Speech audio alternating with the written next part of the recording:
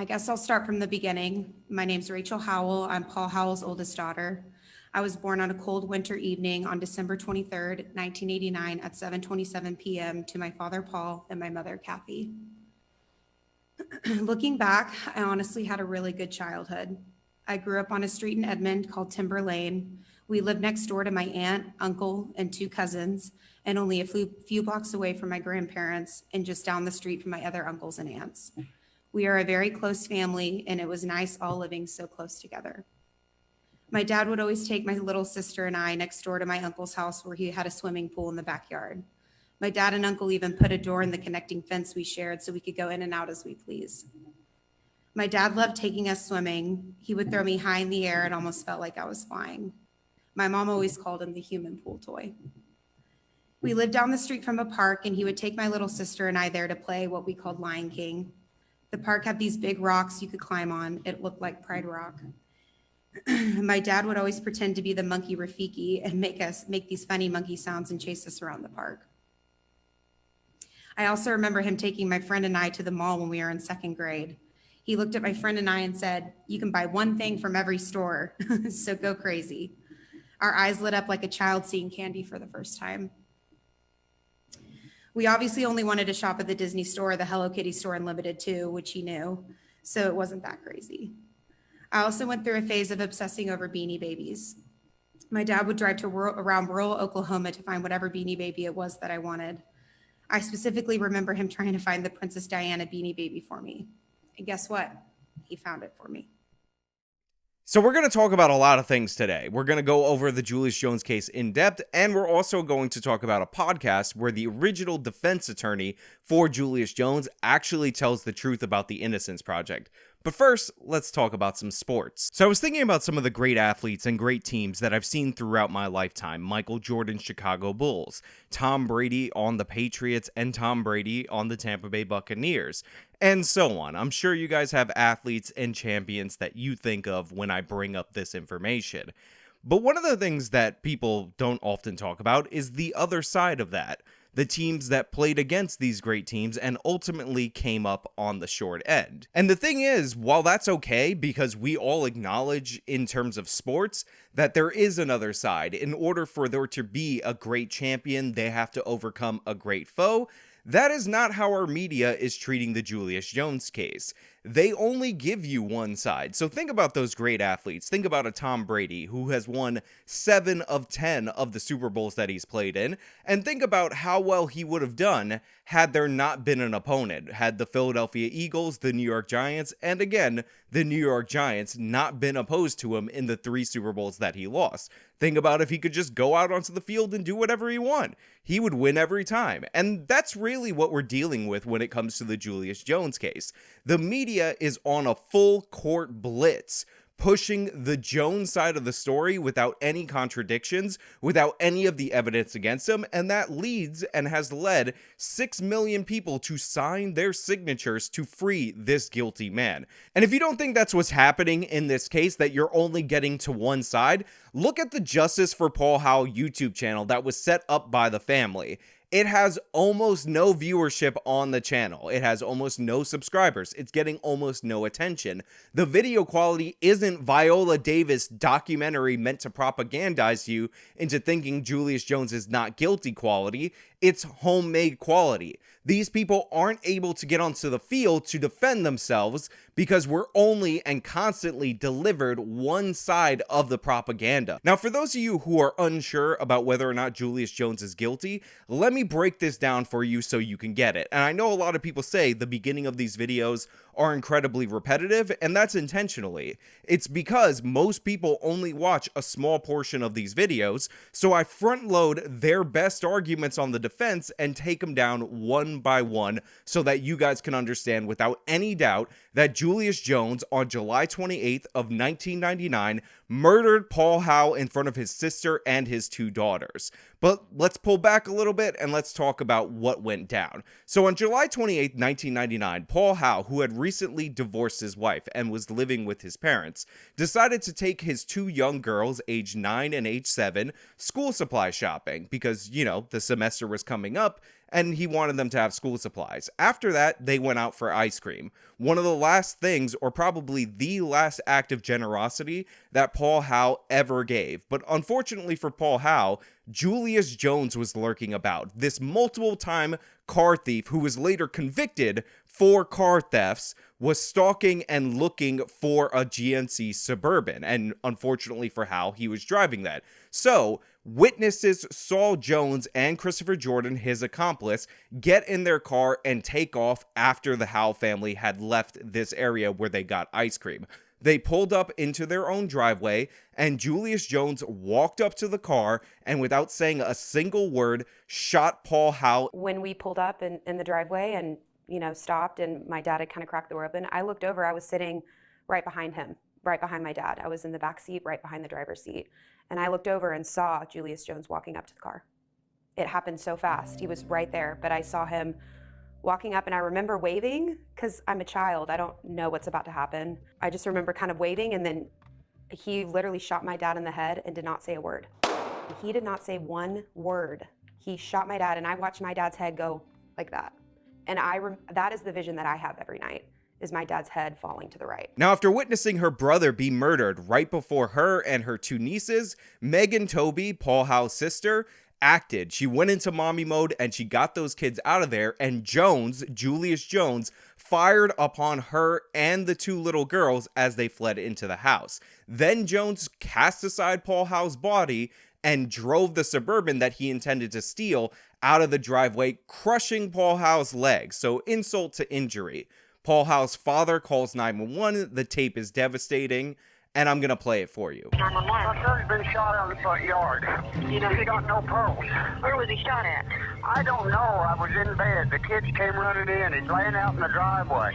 Okay, do you know who did it, sir? No, he just drove up with his kids and they shot him. Who did? The car. I don't know. Okay. Get an ambulance. Now, Julius Jones did this. He committed this crime. The evidence is irrefutable and indisputable. What the defense has to latch onto are things out of context and misrepresent parts of the transcript in order to even make the case that Julius Jones is not guilty, and never, and I mean ever, portray any of the overwhelming evidence for Julius Jones' guilt, because if people heard that, they would know that the Innocence Project is full of crap. So one of the things that they do is they talk about Megan Toby's description, which, by the way, was absolutely stellar and amazing. She said that the shooter was wearing a stocking cap, and you could see a little bit of the hair underneath the stocking cap, which makes sense because when you wear a stocking cap over your eyebrows and it goes above your ear, your sideburns are still visible. What she was describing was the sideburn. Now, what the defense likes to say is that she said hair was sticking out and it was an inch long, or in some of the game of telephone that is being played by the people who never represent what she actually said in their segments, that the shooter had extremely long hair. There's the issue that he doesn't match the eyewitness description of the shooter, who said that the shooter had long hair. Well, a photo of Julius taken a few days before the crime shows him with a very short haircut. You can't grow your hair that fast. And although that description, Megan says, has been misconstrued, her testimony never changed. There was a small amount of hair showing from the top of his ears to his stocking cap, about a half an inch I could see, meaning there was a half an inch from the top of his ear to his stocking cap. They have said, I have said that he had a half an inch to an inch long hair and it was sticking out. Now they are saying, I said the shooter had inch long hair. And that's not what I said. There's the issue that he doesn't match the eyewitness description of the shooter, who said that the shooter had long hair. There was a small amount of hair showing from the top of his ears to his stocking cap, about a half an inch I could see, meaning there was a half an inch from the top of his ear to his stocking cap. They have said, I have said that he had a half an inch to an inch long hair and it was sticking out. Now they are saying, I said the shooter had inch long hair. And that's not what I said. None of that is true. This was specifically asked about at trial, and Megan Toby said she was not talking about braids or cornrows. What she was talking about is hair right near where the ear connects to the head, aka a sideburn. Ask her today, she has never changed her testimony, but this is what the defense is going on, that somehow the description did not match. But the description is much more than I laid out, because she also described a red bandana, and she described a white shirt with black trim on it. All of these items were found in Julius Jones's bedroom, including the bandana wrapped in the murder weapon that was a gun that, according to Julius Jones's girlfriend, belonged to him. Now, the next thing that the defense liked to push, and this was a big component of The Last Defense, that crappy Viola Davis documentary that they made, which basically gave the Innocence Project side of events without giving any of the contradicting evidence, was that the bandana was somehow planted by Christopher Jordan, and that if you DNA tested the bandana, then that would show that Julius Jones is innocent of this crime. The other thing that we are trying to do is DNA testing. The police never tested the red bandana that the gunman was wearing. In forensics, we've been very successful with bandanas. One of the things that you would want to do is check for saliva or skin cells sloughing off, especially in an adrenaline-fueled situation. If we can get the bandana tested, it might prove that Julius was not the shooter. Now, it just goes to show you how ignorant people are about this case, because everyday people on the internet will tell you that they still want the bandana tested, not realizing that the year that that documentary came out, they did in fact test the bandana. Again, the bandana that the murder weapon was wrapped in Julius Jones's room, that they found alongside the white shirt with black trim that Megan Toby described, matched Julius Jones. As the odds of another African American contributing to the DNA sample that matched Julius Jones are 1 in 110 million. The African American population back in 1999 was about 35 million, meaning that beyond any shadow of a doubt, Julius Jones's DNA is on this bandana. But it actually gets a lot worse than that for Julius Jones, because it turns out that according to the prosecution, that's actually a misprint. The odds of the DNA matching another African American are 1 in 110 million. It's actually downplaying the situation. Can you tell me how many times was that red bandana, the DNA test? Just once. Just once? So the defense never requested it, that it be tested? Well, they did after the trial was complete. They requested that it be tested. They thought it was going to show that it had Mr. Jordan's DNA on it. Was their, I think their thinking, turned out to be Mr. Jones's DNA. And was it conclusive or just a probability? Or it was conclusive. In 1999, there were only 35 million African Americans in the United States. His results were for 1 in 110 million African American males. So he's it. That's right. At Julius Jones's pardon and parole hearing, which, by the way, he was not entitled to because he's been violent in prison, the prosecutor on the case said that the odds of another African American contributing to that sample are 1 in 110 million African American males, meaning that instead of looking at the 35 million African Americans that were around in the United States in 1999, we have to look at the 17.5 million African American males that were around in that time. So you'd basically need 6 times the black population in this country to find another person, and that person would have to have access to Julius Jones's bedroom. On top of that, Christopher Jordan, the person that they're saying was the shooter that there's no evidence for, his DNA was excluded from the sample. So Julius Jones, he was wearing the bandana described by Toby, he had the shirt described by Toby in his bedroom, and he wrapped the murder weapon in it, which was found in his bedroom. Let's talk about some of that overwhelming evidence, because there's actually more physical evidence against Mr. Jones now than there was in 1999. So if he had even gotten a retrial, it wouldn't be good for Mr. Jones now. So let's talk about that. And I think you know what I'm referring to. His Arizona lawyers sought a court order to test the red bandana for DNA, correct? They did, yeah. And can you tell us what the results of that DNA test were? Yeah, the results were not good. The results came back that it was Julius's DNA on the bandana. The probability of randomly selecting an unrelated individual with the same DNA profile, 1 in 1.3 billion in the U.S. Caucasian population, 1 in 110 in the U.S. African American population. So 1 in 110 African Americans. 110 million, yes. 110 million. That seems pretty darn conclusive to me. It's not helpful, I will tell you that. There are things that could be said about it. Now, I've heard what the Arizona lawyers say, and I mean, testing that bandana after all those years was the biggest trial, and I'm going to use some bad language here, but it was the biggest trial fuck-up since Chris Darden had O.J. try the gloves on. I mean, it was stupid. Why do you do that? And why do you do it in the public when the results cannot be attributed to being a work product or something like that? And I thought it was kind of the end of the story after that came back, but I'll tell you what, those Arizona people, they don't give up, and they don't let the truth get in the way of telling their side of the story. Well, and another portion of this story was not only did the DNA match to him, there was no DNA that came back to Christopher Jordan, correct? Yes, that's my reading of the report. So their story that Mr. Jordan was the one wearing the red bandana and that he wrapped the gun in it and hid it in Julius's home, his DNA is nowhere on it. No, it's not. I mean, to me, they should have been embarrassed and slinking away at this point because they were like, this DNA is going to clear him, and it absolutely did not. We have a saying in Granite, Oklahoma, population 900, where I'm from, when you do something really stupid, and our saying is you stepped on your dick.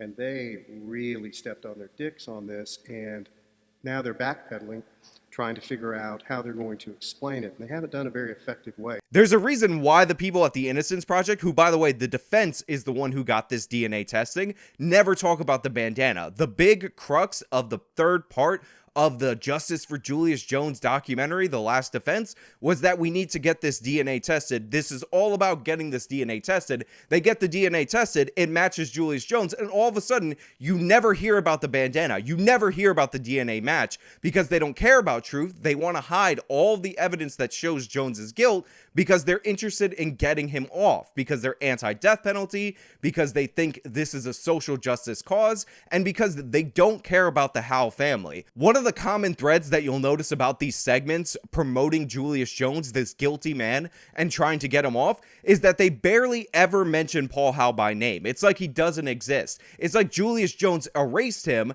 and his family, and there's no reason to even address them, like there is even another side to this. He was just a nameless, faceless white man to them, and this innocent black kid somehow needs to be let out of prison because look at his family, they care so hard about him. I remember Julius had a cookie. But it was a big cookie by like that.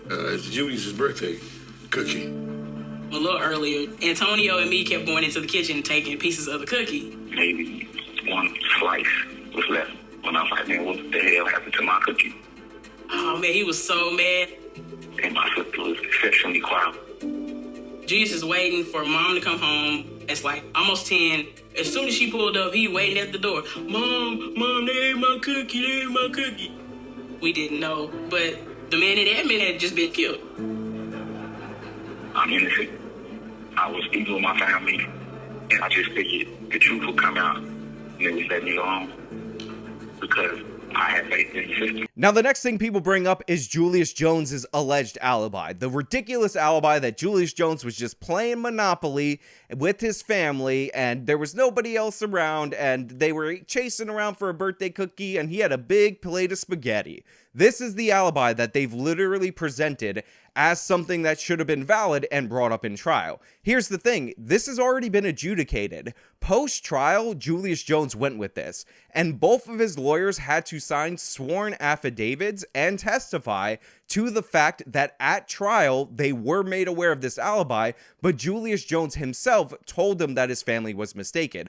On top of that, this is all family that are saying Julius Jones didn't do anything because the family is immoral and they're trying to get their murderous son and brother out of prison and they don't care about the Howell family. When they actually tried to bring in an independent witness, somebody with impeachable credibility to verify this alibi, that witness sunk the alibi even further. This woman, who was a Teacher of the Year family friend, who actually was at the Jones house at a time that they were playing Monopoly, said that prior to going to Julius Jones's home, she stopped over at Kinko's. And when asked to verify the alibi, she was able to produce a receipt for the day that she was at Kinko's. And guess what that receipt said?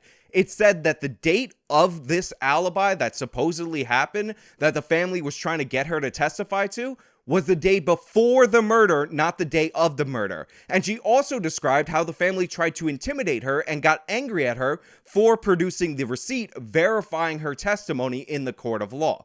Okay, I want to clarify one thing. When we talked about the family alibi and the reasons for not calling it. When you spoke about Miss Cujo last time, you said that she knew it wasn't the date of the murder because she had gone to Kinko's beforehand. Did she have any proof of that? She did. She had a receipt showing the date and time she'd been to Kinko's, and it was the only time she had been during that week. So, in a way, because the Jones story lined up so perfectly with hers, we absolutely knew for certain that she was incorrect. And also, I would refer you back to the 311 hearing on the testimony that was elicited with regard to that alibi. It was completely bogus, and no competent or I don't think any incompetent lawyer would put that alibi on, because it didn't work. It was false, and it would have been a fraud upon the court. Now, also, if you had called the family and they got up there and said he was at home, the prosecutors, knowing about this receipt and knowing about Miss Cujo, I would assume would have absolutely eviscerated them on the stand. Oh, it would have been ugly, very ugly. And that's what you have in a criminal jury trial, as you know. You have your credibility. And we needed to keep them credible because, again, as I said in our last episode, while you don't like to do this in a death penalty case, you have to prepare for the second stage, or the punishment stage. And to put them on, Mr. and Mrs. Jones, to put on a false alibi would turn the jury against them, and any credibility they would have in asking the jury to save their son's life would have been gone. And it would have been a critical, stupid error to do that. And this isn't the first person that has been gone after by Jones or his family for telling the truth about this case. Julius Jones's girlfriend testified that Jones was not at home. She said that Julius Jones told her personally that he was on the side of town that would have placed him near the scene of the murder. And in response to this, when Jones heard that she was going to testify against him, Julius Jones wrote her a threatening letter from jail, and I'm going to read it to you so you understand the kind of person that we're dealing with. Quote, "So you're going to have to do something for me now, really for your safety. Not that I'm threatening you, but I got some stupid ass relatives, you know. So if they do call you to the stand, your best bet is to say you don't remember. Unless you just don't care about me coming home. That's what you need to say, because they can't arrest you or charge you with anything for saying that." Now, the reason Julius Jones didn't want his girlfriend to say anything is because her testimony was damning for Jones's case. She testified that shortly before the murder in the same summer, she was in Julius Jones's car, and she ended up looking through his glove compartment. And in his glove compartment, she found the firearm that matches the description of the gun used to murder Paul Howell. The same gun that was found wrapped in the red bandana with Julius Jones's DNA in his bedroom. When she confronted Jones about why he had this gun, he acknowledged that it was his and said he had it for protection. So she places Jones not only with the murder weapon prior to the murder, but found with the murder weapon was a red bandana. So she places him with the red bandana and the murder weapon prior to the murder. Now, in case you're a conspiracy theorist and you're under the impression that Julius Jones's girlfriend somehow is in on the conspiracy to frame him for murder, let's talk about the mechanic that Julius Jones dropped his vehicle off at and ended up calling the police on Jones. Because what this mechanic found in the car were 25 caliber bullets. These are the same caliber bullets that were found in Paul Howell's head, and that's what went to the murder weapon. On top of that, this person also found a bandana and also found pantyhose that were tied up, meant to work as a mask in combination with the bandana. So before the murder, Julius Jones dropped off his car at an auto body shop, and it turned out he left his robbery kit inside the auto body shop. Now, the reason this is crucial is because 3 separate times that month, Julius Jones committed armed robberies, and in one of the armed robberies on July 9th at a jewelry store, Julius Jones was wearing the pantyhose and the bandana as described by the mechanic.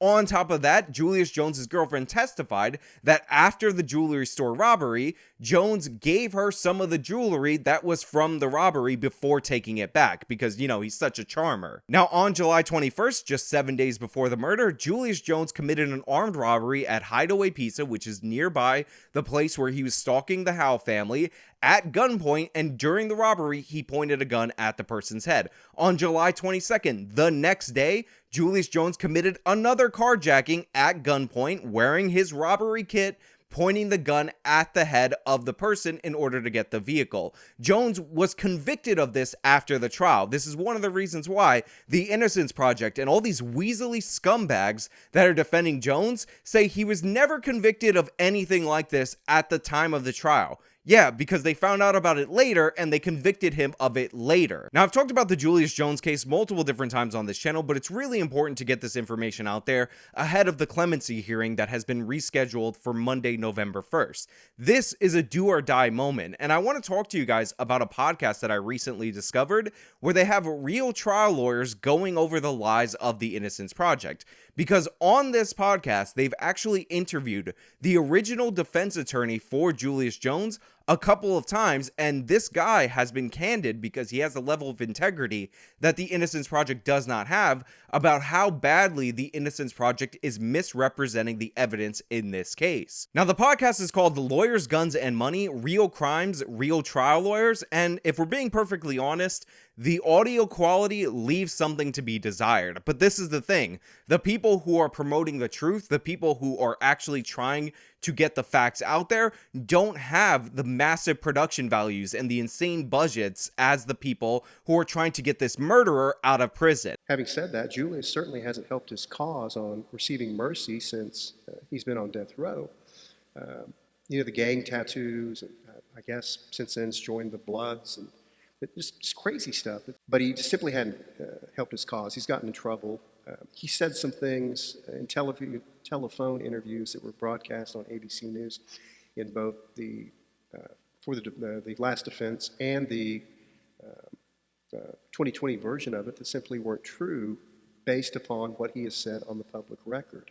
So he really hasn't shown that he's deserving of mercy. He certainly is still proclaiming his innocence, and there's nothing wrong with that.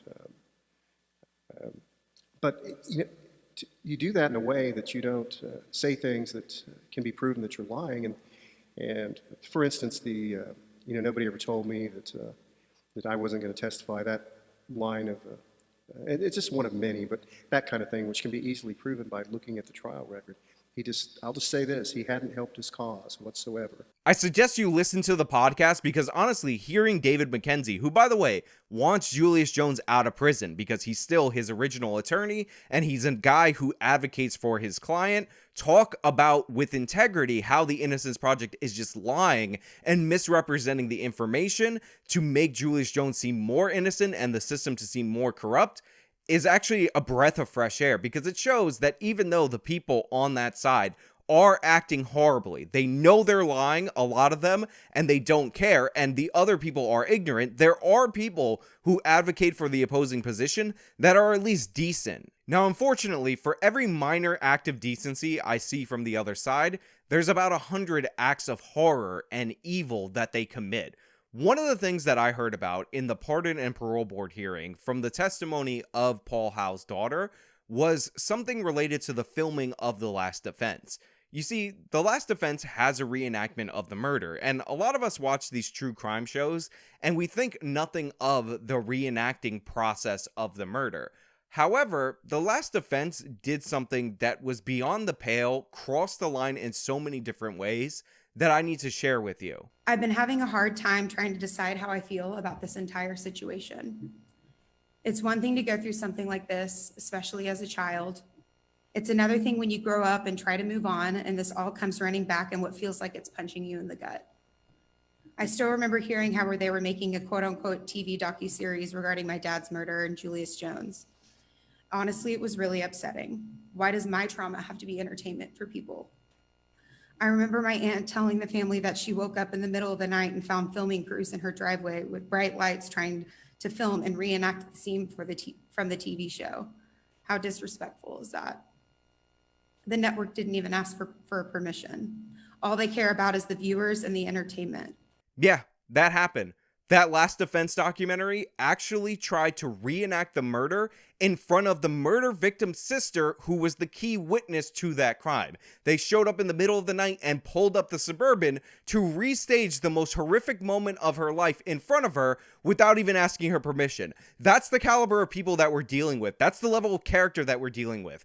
They didn't even have the decency to call ahead and say, hey, can we do this? I know they would have said no, and that would have been a little bit inconvenient for the documentary. They might have actually had to build a set. They might have actually had to give Viola Davis a little less money and actually, have some production value. But that's what they decided to do. Those are the people that we're dealing with. These people who don't even see Paul Howell as a human being, let alone his family. Now, look, I've covered this story a lot on this channel, and it's because the more and more I get into it, the more and more facts that I find out, the more pissed off that I can get. These people don't even see the Howell family as human. They don't care about them. They're just trying to wash them away in order to push their own agenda. These people are smearing the community of Edmon as racist because a black person came into Edmon and murdered a white person. And the crazy thing is they're not even pointing the finger at a white person. They're pointing the finger at another black person. So their hypothesis is that another black guy committed the crime, but the leading thing in this crappy Viola Davis documentary is how Edmon is a white suburb and therefore is racist, and they're really victimizing Julius Jones because a white resident, even by their own admission, of Edmon was murdered by a black person. The victim was white, middle class, gunned down by a young African-American male in a wealthy suburb of Oklahoma City. Edmond was over 85% white back in the 90s. When integration went full swing, many whites left Oklahoma City, and Edmond was one of the areas they moved to in record numbers. It wasn't filled with gangs or filled with crime. People moved to Edmond to live a safe life. We can go to Edmond and protect our families. Possible gang elements coming to Edmond and murdering a successful white man.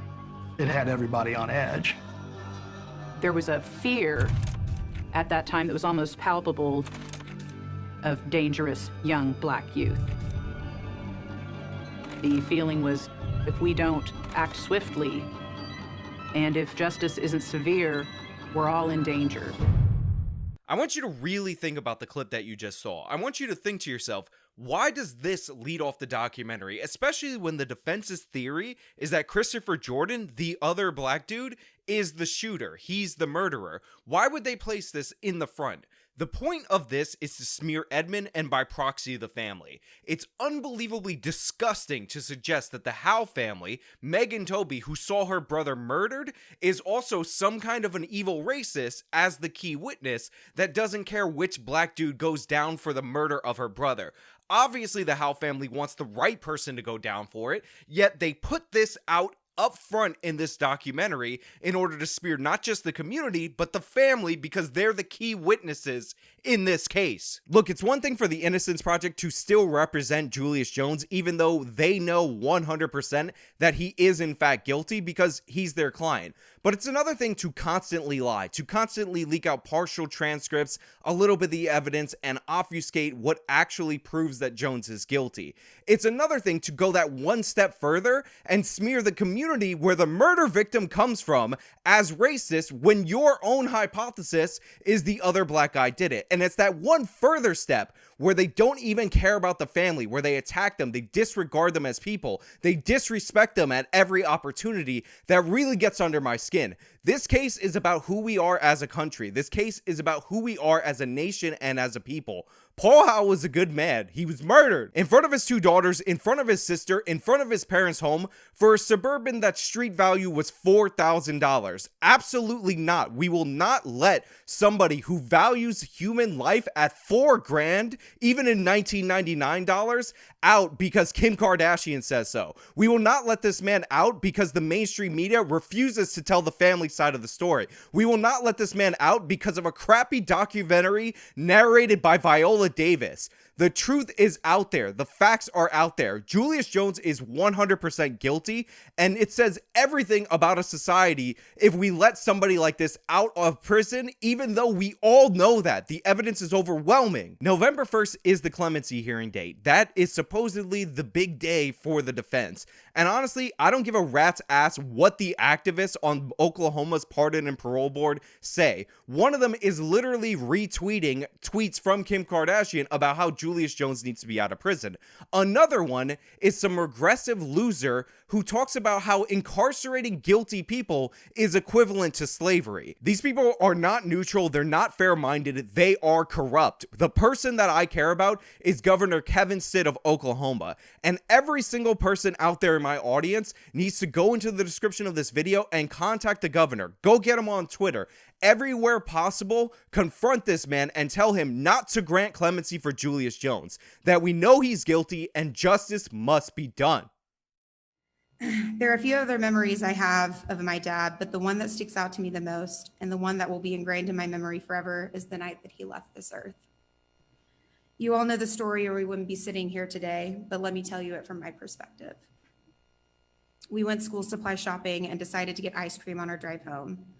I always think about what my life would look like if we didn't decide to get ice cream that night, how different my life would look. It's crazy how your life can change in an instant based on one simple decision. I was sitting in the back seat behind the driver's seat. My dad was driving the car.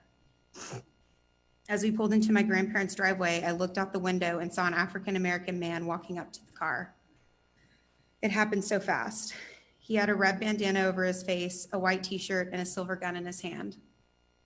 I remember waving to him at first, like any innocent child would, not really realizing what was about to happen. He walked right up when we pulled into the driveway. The door had already been cracked open, and I heard boom.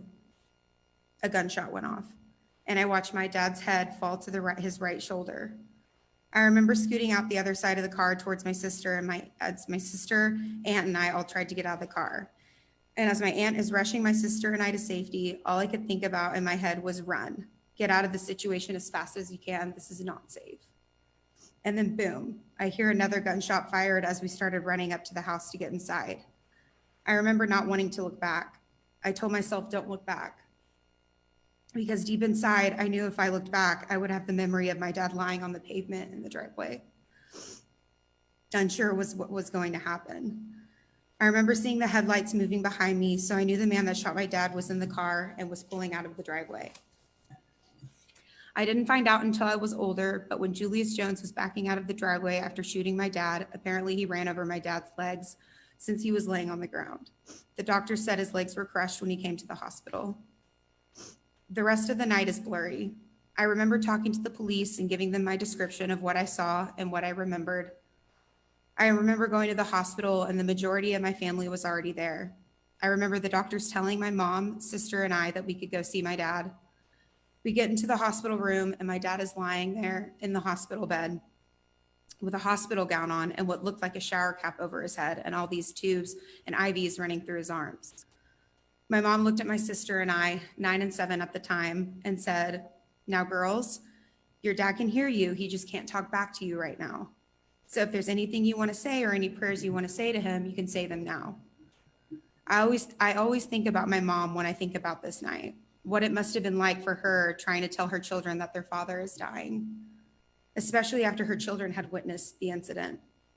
I remember grabbing my dad's hand and saying, "Dear God, if my dad makes it to heaven, please give me a sign." I guess looking back, a part of me already knew he was gone. Julius Jones made his choice. He shot my dad, all for a car. Why not ask my dad for a car? I remember him walking up to the car and he didn't say one word before shooting him. My dad would have gladly given him the car. He chose this path for him, and justice must be served for this heinous crime. The courts have made their decisions. Julius Jones shot a father in front of his children, all for a car, and my life will never be the same. I wasn't able to grow up with a dad because of Julius Jones. My dad didn't get to see me off on my first prom, graduate high school or college, help me move to a new city, walk my sister down the aisle when she got married, and eventually walked me down the aisle when I decided to get married. I miss him every day. And all I wish in this world is that I could talk to him and see him again. Nothing in this life is certain. We don't know what happens after we die. And I don't know if I'll ever get to see my dad again. But there is one thing that does give me hope. The night of the murder, when I prayed to God, standing by my dad in the hospital, I asked God to give me a sign if my dad makes it to heaven. About 6 months later, my grandmother was at a local toy store and she saw a Beanie Baby. It was a walrus. My grandmother ended up buying this Beanie Baby for everyone in the family. I remember opening up the Beanie Baby tag and reading the inside. The name of the Beanie Baby is Paul, and it has my dad's birthday, February 23rd. If that isn't a sign, I don't know what is. Justice must be served for my family.